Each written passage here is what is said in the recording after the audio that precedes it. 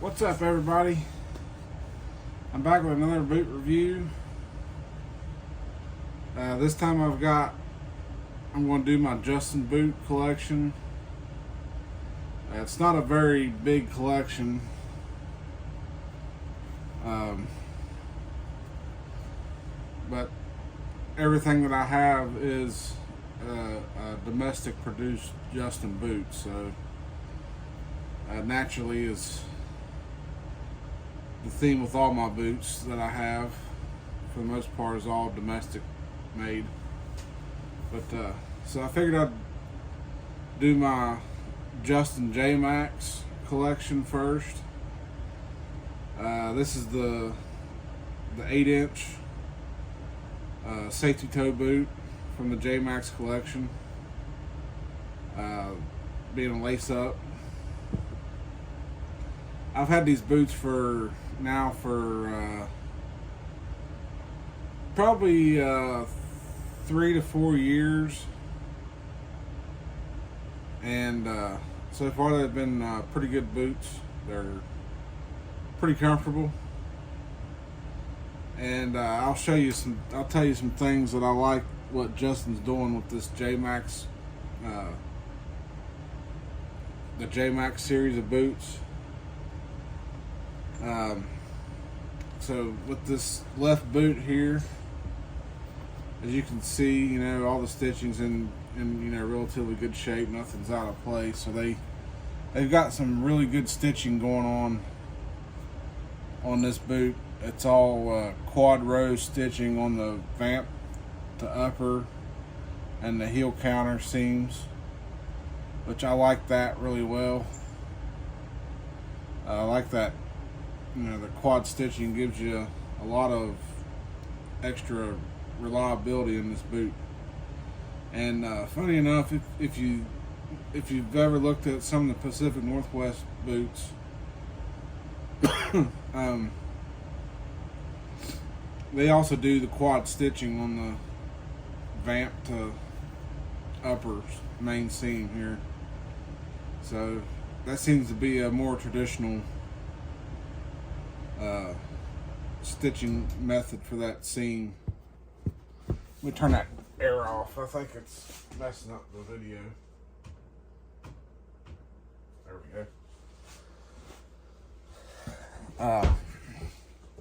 It's been really hot today, so the air's been running its ass off all day. So hopefully it'll stay cool enough in here. But anyway, if the first part of the audio in this video was messed up due to the air being on, I turned it off. My apologies. I forgot to turn the air off. But I'll kind of start over. But I'll tell you some of these things that I like about the Justin J Max series. With this, what I like about what Justin's doing with this, of course, they have the nice kilties here in the front here. That seems to be a pretty traditional Justin thing, since they're kind of a Western themed boot. But yeah, as you can see, all the stitching on the vamp to upper seam, main seam, and the heel main seam, it seems to all be in good shape. No stitching's broken, nothing's out of place or loose. But I like seeing the quad rows of stitching, or the 4 rows of stitching. It seems to be right in line with, like, even the Pacific Northwest boots. They do the same 4 rows of stitching, although it's spaced out a little bit farther. Typically you see 2 rows, and then you got a space, and then 2 more rows. So it's spaced out more, but it's still, 4 rows of stitching. With this boot here, of course, just like with Duraderos and some of the other boots that I have, they do the double stitch storm welt going around. And they usually have a really tight connection seam on the welt, which You kind of have to look hard, but it's like right about there. But it's so seamless looking that you can't really see it. You have to kind of look for it. So that's always a nice touch, having a nice virtually seamless welt seam there going on. And of course they have the nice big fat wide, you know, pull loop for your finger. I really like having that big wide pull loop. It's a lot easier on your fingers when you're trying to use that pull loop. So having a nice big wide pull loop is always a plus. Of course, they always do their Justin logo on the sides here. This boot here, it's on original hardware, but I have had to replace the laces. The J-Max series comes with a waxed heavy duty lace similar to what Chippewa uses on their domestic made boots and their Chippewa super loggers. They use a nice heavy waxed heavy duty lace, and that's what these had from the factory, which I really liked them because that wax helps the laces stay tight all day long. You know, they don't slip as easy. But so what I did was I had to go and seek out a lace that would be similar in color as what was originally, so that the boot still maintained its original look. And I found at a local farm supply store, I found these laces, which are Kevlar, and they just happen to be that same brown color that the original wax laces was. They was brown just like this. So I went with those, and I figured being Kevlar, you know, they're gonna hold up for a long time. Kevlar doesn't usually tear up very easily, and I think it's even burn resistant if I remember correctly. So you could probably actually now weld in these boots with Kevlar laces, and they would probably not burn as easy. But these J-Max series, they also put the eyelet at the top so you can do the logger's knot.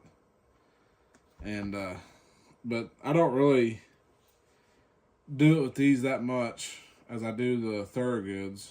I don't know why, but I don't know if it's because this eyelet is kind of hard to do it with, but maybe it might be easier with these Kevlar laces. They tend to, I think they tend to squish and bend a little bit easier than the original laces. But of course, the other thing that I like they do is Justin does this nice padded collar all the way around.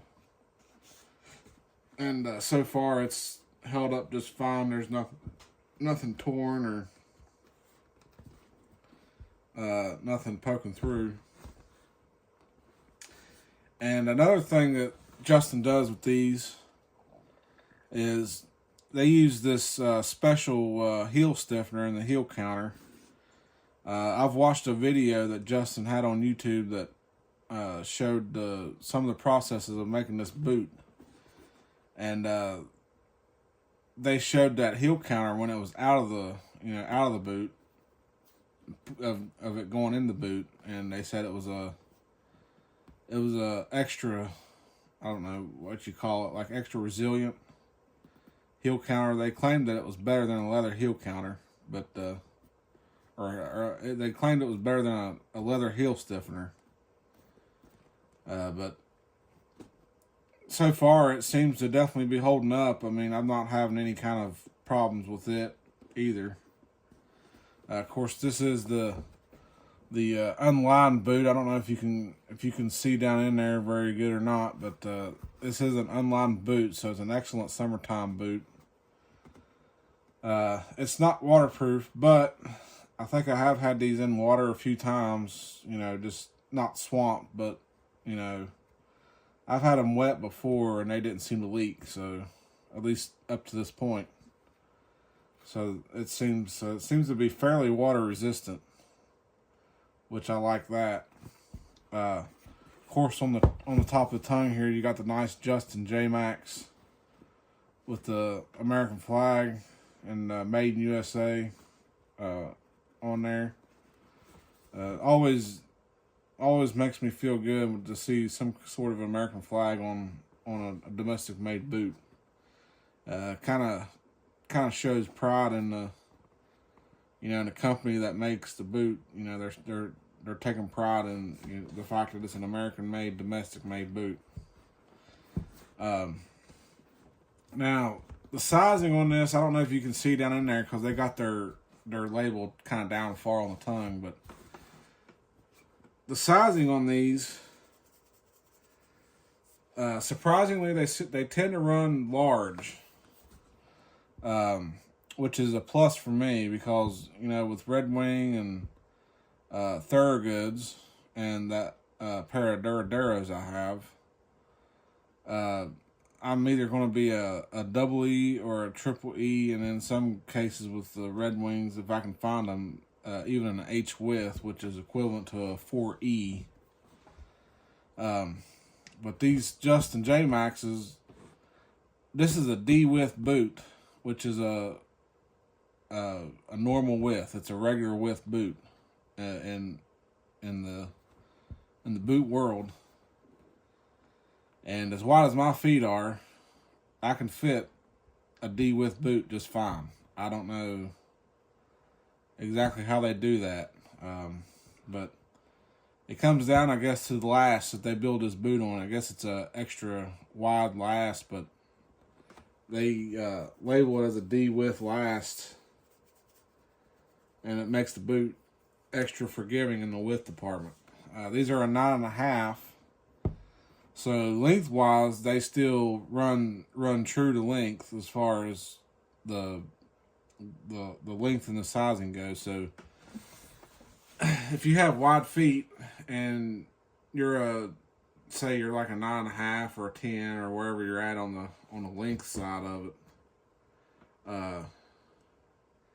you can in the Thorogoods or the Red Wings, you can pretty much go with the same size lengthwise on this Justin J Max, and it'll fit. The width, if you have wide feet, you can try that D width. Don't be hesitant and don't be scared to try that D width because these do run pretty wide in width, being a D.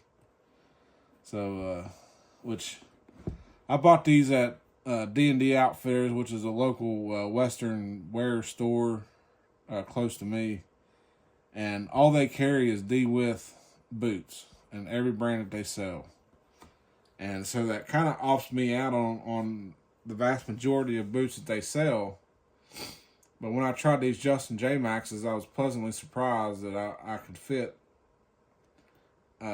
in a D width, so that gives me a brand that I can shop for from that store, which would be the Justin J Max series.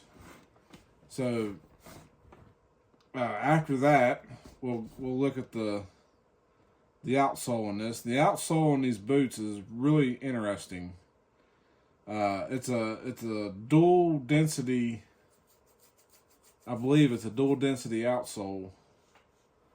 But it doesn't look like it from the sides because they have their typical Justin polyurethane out on the outer edge. It looks like a solid one density, but when you flip this upside down, you'll notice it has two colors of polyurethane in it. You got the standard density on the outside, which is your oil resistant. Typical Justin polyurethane.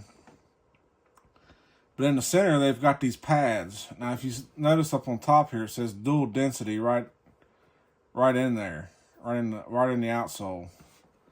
And your second density is in these pads. You've got a heel pad and you've got a forefoot pad. And this forefoot pad and heel pad is your slip resistant density.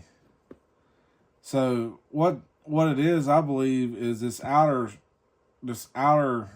density is the soft density, and the center is your hard density, but it's your slip resistant density. So no matter what, you're going to have the best of both worlds on this outsole. And so far, it seems to be a very long wearing outsole. Like, I've had these for probably 3 years. I don't wear them every day. But for the amount of time that I have worn them, there's barely any wear on this outsole. The second density or the harder density pads and the centers, they've got a lot of their original texturing still left. So that's a tremendous value, I think, when you get an outsole that lasts as long as this one does. Of course, this has your ladder rung cleats in the center. I call them the ladder rung cleats. I'm sure there's a more technical name for them, but and it says right in there, oil and slip resisting. And of course, it has the Justin workboots.com down in there. But this is supposedly a very heavily upgraded boot compared to the old, double comfort Justin Lacers that people's worn and grown to love for, the past, 20 years or however long they've been making that style of boot. Which I think was Justin's goal when they built this boot. Now the insole in this boot, I probably won't be able to get it out. Let me see if I can fish it out of there. So this is the insole that this boot comes with. Of course, there's some random sock fuzz on the end of it. But I believe this insole used to say Justin down here in the heel. Of course, I've worn that off. But with all the wear that I have on this boot, even the insole has, barely showing any wear. It's not tearing anywhere. It's not got holes in it nowhere. And on the underside here, you have, I don't know if this is like a gel. Maybe it's slightly a gel. But you do have some gel pads in the forefoot and in the heel area. And to me, this is a fairly good insole for this boot. I mean, it's definitely no just a piece of foam that's shaped in the basic shape of a foot laid down in there. This seems to be a very somewhat high tech insole for this boot, and it does do pretty good. I don't have any major complaints with comfort on this boot. It seems to be a very comfortable boot. Justin claims this boot is one of the most comfortable boots in the entire industry, but I think they made that claim whenever this model first came out. Probably in the early 2000s or somewhere along that line. But even this insole has a dedicated heel cup in the back of it, which is pretty unique. You don't really find that a lot in insoles on a boot. But down in the boot, there is some further padding down underneath that. There's the actual footbed of the boot has an extra layer of padding. And when I watched the videos of them making this boot, and there was he was the director and like CEO of the Justin Boot Company at the time. He was the one kind of, making being the host of the video or whatever. I can't get that insole back down in there, so it'll just have to, I'll fix it later. But he was the one that was, hosting the video and going over all the features of the boot and stuff that I learned. But one of the features that he said about this boot that he said no other boot at the time did was the way this boot is supposed to allow your foot to actually set lower than the welt. He said what that does is that puts your center of gravity in the boot lower so that it better locks your foot in the boot and gives you more stability and more comfort. Wearing the boots, I can't really tell if that's what's happening or not. But for what this boot is, it definitely has a lot of technology going in it. And a lot of technology that's going for comfort in this boot. And they said even that the thread that they use to stitch the seams together is a special type of extra durable thread. I can't remember what they called it, but they said the leather on this boot is it's supposed to be the same quality as saddle leather, like what they would make saddles out of. And so far, I mean, the technology they put in this boot seems to hold true to a lot of things that they claimed. This boot hasn't worn out very much. I mean, it seems to be a very durable, very robust boot. And so far, I'm pretty impressed with it.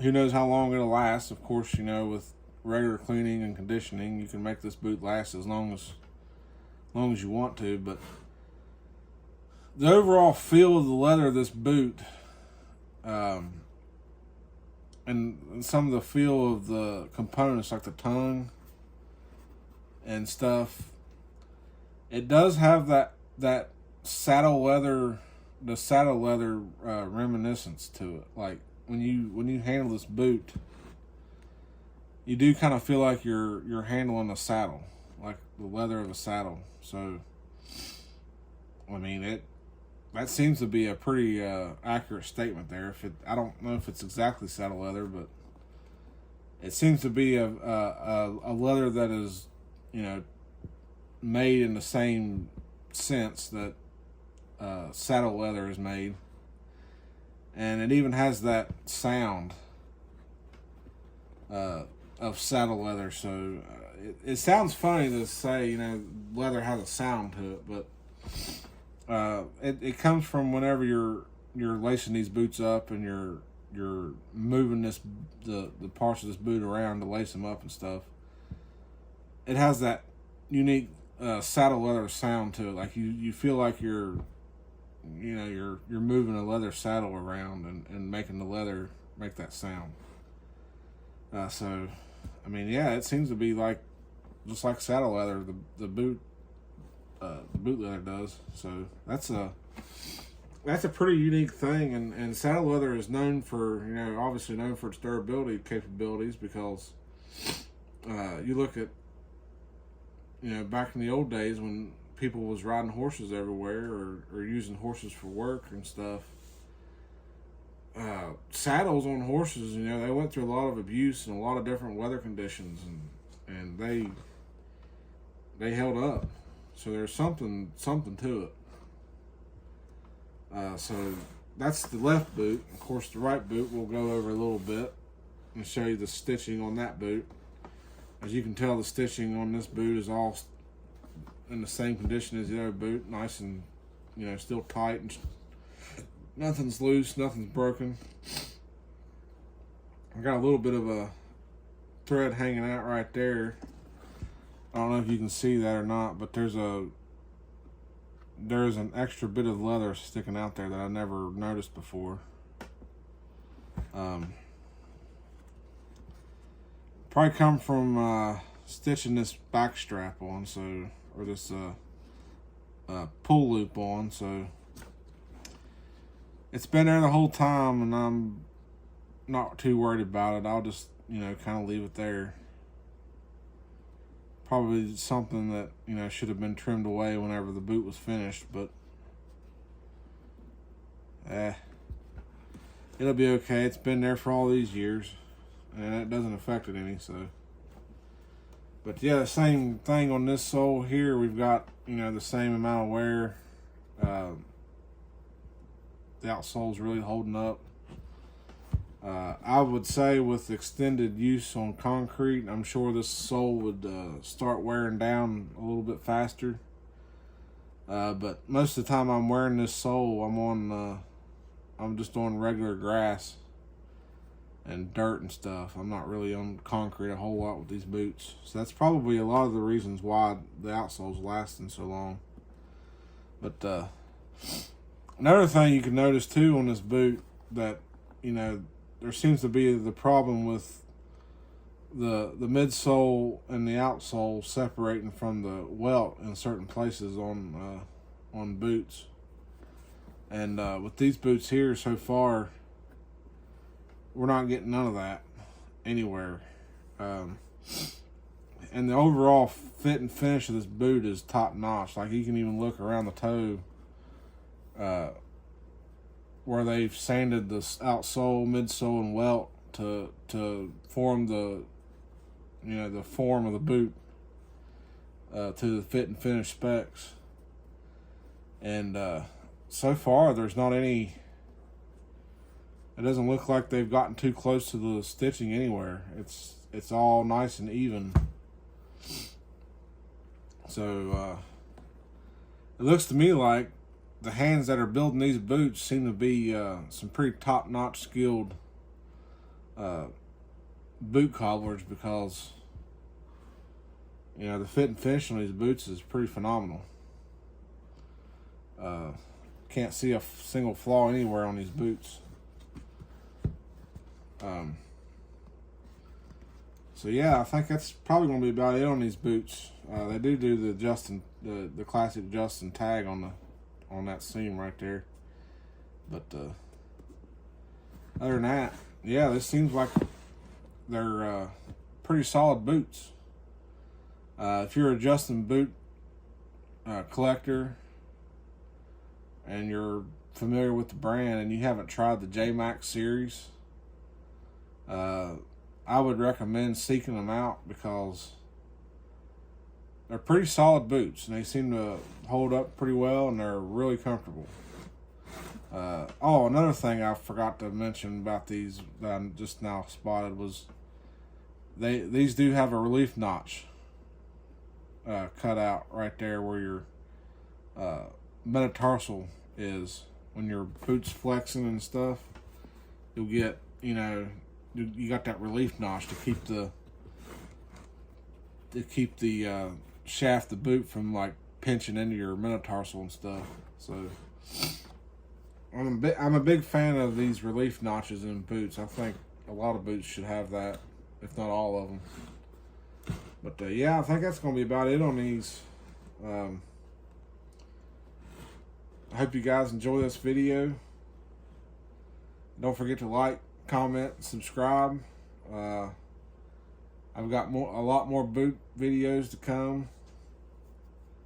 So if you don't want to miss any of those, just make sure you hit that subscribe button. It doesn't cost you anything, and it helps me out, helps the channel out, and allows me to keep bringing content your way. So I believe that's going to do it. We'll see y'all in the next one. Later.